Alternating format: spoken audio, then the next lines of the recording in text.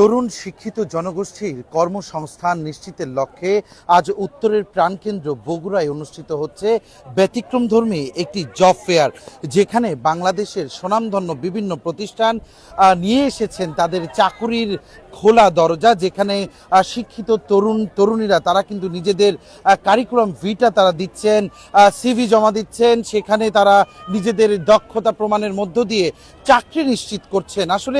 চাকরির যে ব্যতিক্রমী যে উদ্যোগটি আজকে আমরা দেখছি, যখন তরুণ জনগোষ্ঠী বেকার জনগোষ্ঠীরা তাদের সিভি নিয়ে বিভিন্ন দপ্তরে যাচ্ছে, তখন আজকে এই ব্যতিক্রমী মেলায় কিন্তু সেই প্রতিষ্ঠানগুলোই চাকরি প্রার্থীদের কাছে এসেছে তাদেরকে চাকরি দেওয়ার জন্য। যে লাইনগুলো দেখছেন তাদের অধিকাংশই কিন্তু প্রশিক্ষিত এবং শিক্ষিত জনগোষ্ঠী, যাদের নিয়ে ব্যতিক্রমী আয়োজন করেছে বেসরকারি উন্নয়ন সংস্থা গ্রাম উন্নয়ন কর্ম গাক এবং পিকেএসএফ এর সহযোগিতায় এই আয়োজনে সকাল থেকে প্রায় 20টি স্টলে এখন পর্যন্ত প্রায় 64 জন তরুণী তারা কিন্তু তাদের চাকরি নিশ্চিত করেছে। এইখানে প্রাণ গ্রুপের মতো প্রতিষ্ঠান রয়েছে, পাশাপাশি পোশাক খাতের বিভিন্ন প্রতিষ্ঠান, প্রকৌশল খাতের বিভিন্ন প্রতিষ্ঠান সহ বিভিন্ন খাদ্য উৎপাদনকারী প্রতিষ্ঠানও কিন্তু আজকে এখানে সরাসরি তরুণীদের চাকরি দিচ্ছেন। ব্যতিক্রমী এই জব ফেয়ারের উদ্বোধন করেছেন বগুড়া সিটি কর্পোরেশনের প্রশাসক এমআর ইসলাম স্বাধীন। আমরা একটু সরাসরি তার সাথে কথা বলবো। জনাব স্বাধীন, ব্যতিক্রমী আয়োজন, যেখানে চাকরি প্রার্থীরা প্রতিনিয়ত সিভি নিয়ে বিভিন্ন দুয়ারে দুয়ারে ঘুরে আজকে সেই প্রতিষ্ঠানগুলোই তাদের কাছে এসেছে তাদেরকে চাকরি দেওয়ার জন্য। কেমন লাগছে এমন উদ্যোগ, এবং ভবিষ্যতে এমন উদ্যোগ বাড়ানোর জন্য আপনারা কোনো উদ্যোগ নেবেন কিনা? বাংলাদেশে 17 বছর পর এমন একজন মানুষ সরকার পরিচালনা করছেন, ওনার কার্যক্রমে এরকম ভিন্ন রকম উদ্যোগের মাধ্যমে। তা আমি সাধারণ মানুষের মধ্যে অসাধারণ কার্যক্রম করাই হচ্ছে আমাদের প্রিয় নেতা তারেক রহমানের কাজ। তারই অংশ হিসেবে আমাদের এই গাক এনজিও প্রতিষ্ঠান, আমাদের বগুড়ার প্রতিষ্ঠান, 17 বছর আমরা এখানে চাকরি থেকে বঞ্চিত ছিলাম। আজকে গাককে আমি ধন্যবাদ জানাই, তারই উদ্যোগে আজকের এই জব ফেয়ার আমরা অনুষ্ঠিত হচ্ছে। প্রত্যেকটা স্টলে এখানে 50 থেকে 60 জন করে সব চাকরি প্রার্থী তারা সিভি জমা দিয়েছে, সঙ্গে সঙ্গে তারা এখান থেকে চাকরি পাচ্ছে এবং তারা উপকৃত হচ্ছে। এই যে আজকে এই উদ্যোগের জন্য গাক এবং আমার বগুড়া পল্লী উন্নয়ন একাডেমির মহাপরিচালক সাহেবকে ধন্যবাদ জানাই যে ওনারা এইরকম একটা অনুষ্ঠান পরিচালনা করছেন, এখানে আমাকে দাওয়াত দেওয়ার জন্য। এই অনুষ্ঠানটা উত্তরোত্তর আরো সমৃদ্ধশালী হবে এবং এগিয়ে যাবে এই প্রত্যাশা আমরা করি। জনাব স্বাধীন, আপনাকে ধন্যবাদ। এখানে উপস্থিত রয়েছেন পল্লী উন্নয়ন একাডেমি বগুড়া আরডি এর ভারপ্রাপ্ত মহাপরিচালক জনাব আব্দুল মজিদ প্রামাণিক। তার সাথে কথা বলবো। আসলে বগুড়া দীর্ঘ বছর চাকরি বঞ্চিত একটি জনগোষ্ঠী ছিল। বগুড়া নাম শুনলেই অনেকের চাকরি হয়নি, সেই জায়গায় একটা বিশাল জনগোষ্ঠী আজও বেকার। তাদেরকে কর্মসংস্থান সৃষ্টির জন্য আরো কি উদ্যোগ নেওয়া যায়? এই ধরনের উদ্যোগ কি ভূমিকা রাখবে?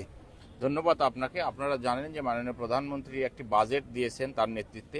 সেই বাজেটে দেখেছেন 60,000 কোটি টাকা রয়েছে বন্ধ কলকারখানা চালু এবং উদ্যোক্তা উন্নয়ন। 30,000 কোটি টাকা এখানে, 30,000। তো আমার যে কথাটা, প্রধানমন্ত্রী মূল কথা হচ্ছে বাংলাদেশের যে কোনো মানুষ যে কোনো পর্যায়ে কাজ করবে, উদ্যোক্তা।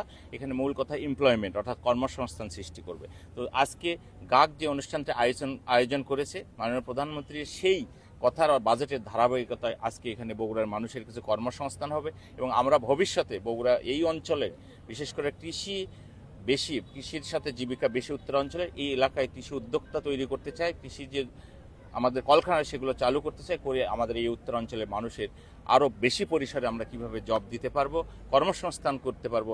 এই জন্যই আজকে আমাদের সিটি কর্পোরেশনের প্রশাসক মহোদয় রয়েছেন, আলমগীর ভাই রয়েছেন, ইডি এবং আমরা চেষ্টা করছি যৌথভাবে উত্তর অঞ্চলের জন্য কাজ করার। ধন্যবাদ আপনাকে। জনাব মজিদ, আপনাকে ধন্যবাদ। সরকারের অংশীদার হিসেবে যখন এমন ব্যতিক্রমী উদ্যোগ নিচ্ছে বেসরকারি উন্নয়ন সংস্থাগুলো, আজকের এই আয়োজনের নেপথ্যে যারা রয়েছে বেসরকারি উন্নয়ন সংস্থা গ্রাম উন্নয়ন কর্ম গাক, কথা বলবো গাকের সেই নির্বাহী পরিচালক খন্দকার আলমগীর হোসেনের সাথে। আজকে আসলে কতজনকে চাকরি দেওয়ার আপনাদের ইচ্ছা রয়েছে? প্রতিষ্ঠানগুলোতে কেমন সাড়া মিলছে?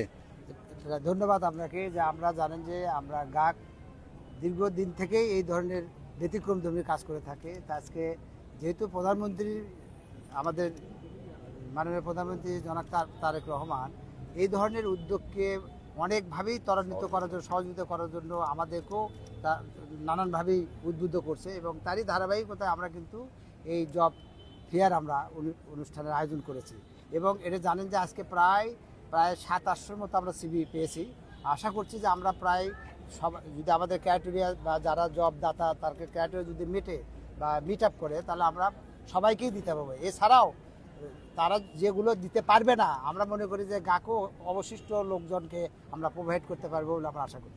জনাব আলমগীর, আপনাকে ধন্যবাদ। আর নয় বেকারত্ব, নিশ্চিত হবে সকলের কর্মসংস্থান।